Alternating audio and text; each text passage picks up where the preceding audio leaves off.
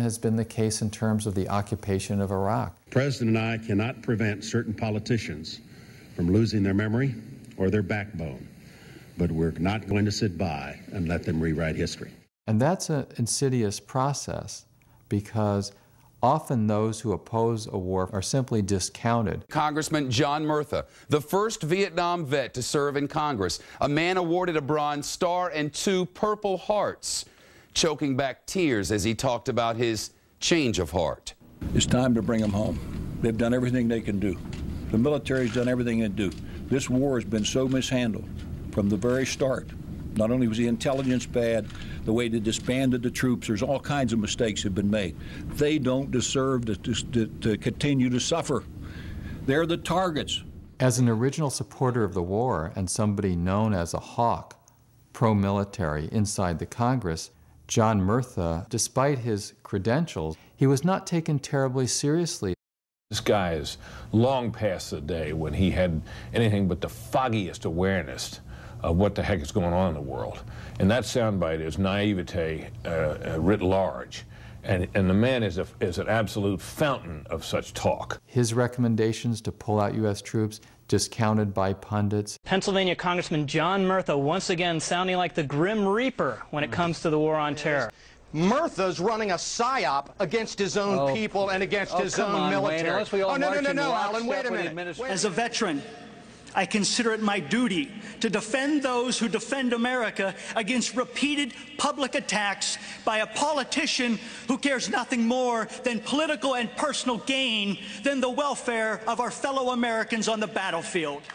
And yet you looked at the polls and you found a large amount of Americans totally were in his corner on this. I go by Arlington Cemetery every day. And the vice president, he criticizes Democrats. Let me tell you, those gravestones don't say Democrat or Republican, they say American. And almost any analysis of public opinion data laid side by side with what news media are or are not advocating in terms of editorials will show that the media establishment is way behind the grassroots. In February of 1968, the Boston Globe did a survey of 39 different major U.S. daily newspapers. The Globe could not find a single paper that had editorialized for withdrawal of U.S. troops from Vietnam.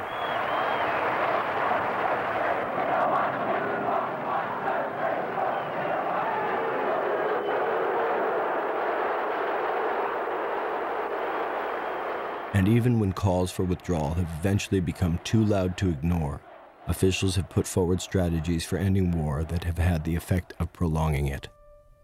In some cases, as with the Nixon administration's strategy of Vietnamization, actually escalating war in the name of ending it. In the previous administration, we Americanized the war in Vietnam. In this administration, we are Vietnamizing the search for peace. It's the idea that, okay, the war has become unpopular in the United States, so let's pull out some U.S. troops and have the military burden fall on the allies inside that country. White House officials say it is obvious the South Vietnamese are going to have to hack it on their own. The model is to use air power while pulling out U.S. troops and training Vietnamese to kill other Vietnamese people. And several decades later, in effect, that is a goal of George W. Bush's administration. Our strategy can be summed up this way.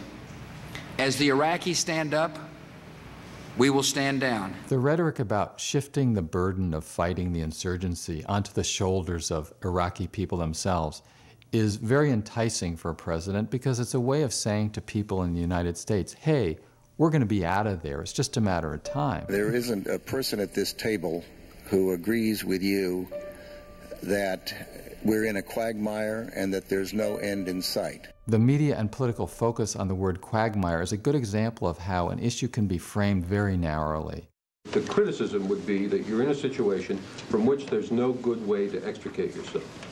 And then the word clearly would not be a good one. Talking about a quagmire seems to be a positive way of fomenting debate, because then we can argue about whether the war is actually working out well. We are now in a seemingly intractable quagmire. That terrible word, quagmire. This can be, or seems to be, a kind of quagmire. quagmire is really a false sort of a critique, because it says, really the problem here is what the war is doing to the United States. Are we able to win? Are we winning in Iraq? Do you want the United States to win in Iraq? I can't tell who's winning and who's losing. Do you believe that we are currently winning in Iraq? We are not winning, but we are not losing. We are losing. We're winning it. You're winning this war? I couldn't tell you. And a big problem with media focus is that it sees the war through the eyes of the Americans, through the eyes of the occupiers, rather than those who are bearing the brunt of the war in human terms. We have been too often disappointed by the optimism of the American leaders, both in Vietnam and Washington, to have faith any longer in the silver linings they find in the darkest clouds. In early 1968, Walter Cronkite told CBS viewers that the war couldn't be won. It seems now more certain than ever that the bloody experience of Vietnam is to end in a stalemate. And that was instantly, and through time even more so, heralded as the tide has turned, as Lyndon Johnson is reputed to have said when he saw Cronkite give that report, "I've lost Middle America." And it was presented as not only a turning point quite often, but also a sort of a moral statement by the journalistic establishment. Well, I would say yes and no. It was an acknowledgement that the United States, contrary to official Washington claims, was not winning the war in Vietnam and could not win. But it was not a statement that the war was wrong. A problem there is that if the critique says this war is bad because it's not winnable, then the response is, oh yeah, we'll show you it can be winnable, or the next war will be winnable. So that critique doesn't challenge the prerogatives of military expansion or aggression, if you will, or empire. And a deeper critique says, whether you can win or not, either way, empire enforced at the point not of a bayonet, but of the cruise missile, that's not acceptable.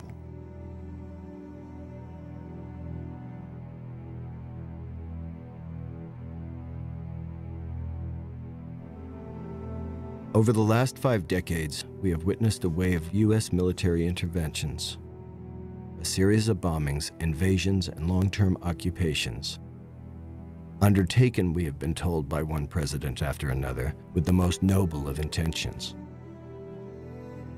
and paid for with the lives of young Americans and countless others around the world. What has occurred with one war after another is still with us. These dynamics are in play in terms of the U.S. occupation of Iraq, looking at other countries such as Iran, and the future will be replicated to the extent that we fail to understand what has been done with these wars in the past. The news media have generally bought into and promoted the notion that it's up to the president to make foreign policy decisions. This smart guy in the Oval Office has access to all the information. He knows more than we do. He's the commander-in-chief. The American people have no major role to play, and nor should they, because after all, they don't have the knowledge or capability to be responsive to the real situation. That was certainly true during the Vietnam War, as it was to be later, time after time. There were people in Congress who raised these issues, and they simply were marginalized by the news media, even though in retrospect, maybe especially because in retrospect, they had it right, and the conventional wisdom and the president were wrong. However difficult this vote may be, some of us must urge the use of restraint